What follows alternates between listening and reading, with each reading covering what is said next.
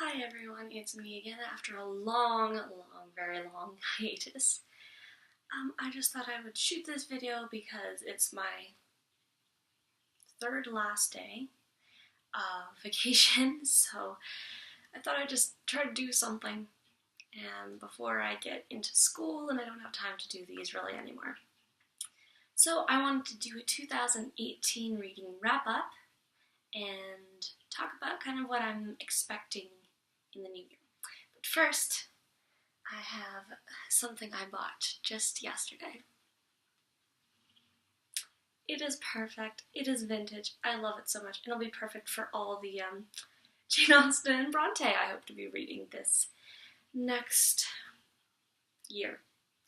Anyway, so I want to talk about some of my top books that I read this year. Nelson Rodriguez, he is a playwright that I read for the first time last year.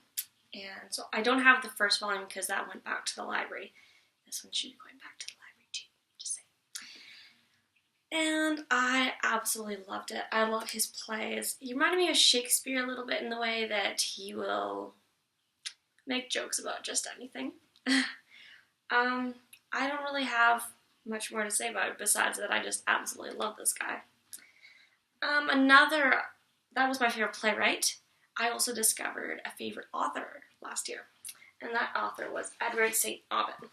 So I discovered him it actually was a trailer for the Patrick Melrose TV show that was coming out. So I thought, okay, I gotta read the books first. So I did read the books. At the time of reading the books, I did not have this beautiful collection. It's absolutely perfect. I love it. I got it just yesterday from a friend of mine from my Christmas list. I read them through ebooks. They were great. I love them so much. The first one, not quite so much because it's talking about him as a child when he was going through that child abuse, and it was very, very difficult for me to read. Second one is my favorite. The second one is when he is right in the thick of it. Basically, I should explain. So this series it's based a little bit on the author's own life, and it's about this guy named Patrick Melrose who was abused as a child by his father. And then later we see him dealing with the repercussions of this. He gets into drugs, into drinking. Drugs is the main one. He's not his best, for sure. And that's the second book, which is the funniest. I absolutely love it. And then later on, he has a family, and he finds his own past coming upon that family as he himself finds himself turning into the father that he had. Obviously not in the case that he's abusing his kids, but there are family problems, let's just say that. And then he finally has to decide, am I going to keep letting the past dictate me, or am I going to move on beyond the past? So this series, I absolutely love it. I also read another one of his, Lost for Words. I loved this book. This one I also read it back when it was at the library. Now I have my own copy, thanks to my amazing friend Emma.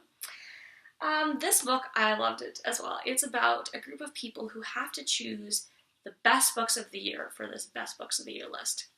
And they all think that they just have the grandest taste ever, when actually they have terrible taste. And each one thinks that I'm smart, everyone else is stupid, when obviously that is not the case. And it's a great satirical novel. I love him, Edward St. Aubyn, for his satirical writing. Loved this book. I also read another one of his. I can't remember what it was called. I didn't enjoy it. It was good, but it was disappointing compared to Patrick Melrose and Lost for Words. I still have other ones to read. I haven't read Dunkirk. There's another one or two that I still have to read. The other favorite that I read this past year was If We Were Villains by M.L. Rio. I loved this book. It reminded me so much of Donna Tartt's The Secret History, but just in a Shakespearean way, obviously, not with Shakespeare instead of Greek mythology. But again, they're students. These are actors, actually. And they're putting on a play, and there's murder, and there's friendship, and it's great, and I absolutely love this book. It actually says in the back, much like Donna Tartt's The Secret History, and I'm like, well, I'm not the only one who thought it, so there we go. I did also read a book by, another book by Donna Tartt. Actually, two books. I read The Goldfinch, which I loved. It was amazing, and the way that she described things made me think that almost as if I was looking at a painting instead of reading words, which was the point because it is a book about a painting. And I also read The Little Friend. That one I didn't like quite as much. It was another one. It was kind of like with the Edward St. Aubin, that it was good, but it didn't amaze me in the way that, in this case, The Secret History and The Goldfinch did. So I didn't love it quite as much, probably because I had such high expectations. There were some other books I read that I loved, Dracula being one of them. I did get a copy of Dracula, actually. Just recently, finally, a real copy, my own copy. I love it. So that was another one of my favorite books. It was just so cool the way that we had this team of people fighting vampires, basically. It was just really great. Yes, and so now for the next year. Next year, I'm thinking I want to read more classics. I just have this beautiful shelf just up recently. I used to have all my shelves upstairs in my room. Now we have this basement area that is going to be mine once everything is set up. And this is this is my major bookshelf, actually. I have another one and some space in some other area. But this is my main one, and this is my classics. Well, the top level that you can't quite see is my library books. So then there's classics. These are kind of, whatchamacallit, the words escaped me, academia. And then there's a few religious books in there. And then the bottom shelf, oh, you can't see it in the camera, is my Shakespeare. And then some other books that I had to read in class, like Beowulf, the ones in Future King, books that I'm definitely going to finish reading if we didn't read them for sure in full.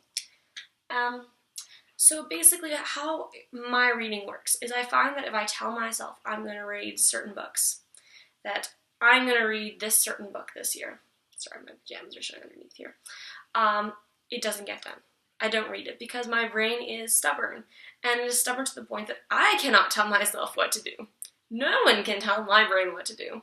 So I'm not going to choose certain books to read. However, I know that I do want to read more classics, and I do specifically I'd like to try to finish Jane Austen, because there's Persuasion that I have not read yet still, and I also have not read Northanger Abbey. Those are the two ones left that I haven't read of Jane Austen, so I'd kind of like to read them. Sorry, guys. I also have these very beautiful copies. You can't see how beautiful they are. I'm not going to pull them out because that would take forever. Because I would just spend time talking about my books. Maybe that's another video to do someday. But I have some of the Brontes that I have not read.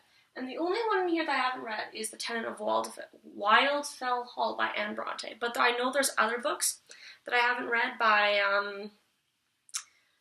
Charlotte, maybe by Emily as well, I'm not sure. But I know there's a couple, and I don't have them, but I will have to find them. I will find you, and I will read you. What else? I'm listening to an audiobook of Rebecca by Daphne du Maurier. There we go. And I'm quite enjoying it. I need to finish it. So that is on my list as well. That's the one definite one. These ones are hopes. Besides that, the only other one that I perhaps would say on my list kind of to read is 1984. Because I did start reading it, and it was one of those times in my life that I was kind of like didn't have time to finish things. So I read it, but I didn't finish it, and I was like maybe halfway through. So I need to actually, like, this is unacceptable. I actually have to finally finish it. So that is something those are kind of my thoughts to read.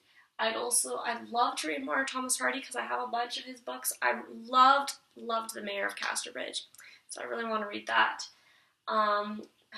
More Sherlock Holmes, that kind of thing. I'm really just excited to see where the year takes me. And that is basically it. At some point, I'll have to maybe show you my bookshelves because I have a lot of cool books and I love the way they're set out once I have time to shoot another video. Other than that, I'm just excited to see where the year takes me. I also bought these fairy lights the other day, so I'm excited to put them up somewhere. Maybe this will be in my reading spot. We'll see where it goes. Anyway, thank you for listening. Hopefully it won't take me too long to edit this by the time I do, because it's Friday now. School starts Monday. So I need to edit this video quickly and put it out there. But I'm seeing another friend today. I've been seeing friends all this past week to try to get them in before I start school, because once I start school, there's going to be no time, especially once I get my practicum classroom. Anyway, thank you for watching, and hopefully I'll get another video out this year. We'll see. Bye.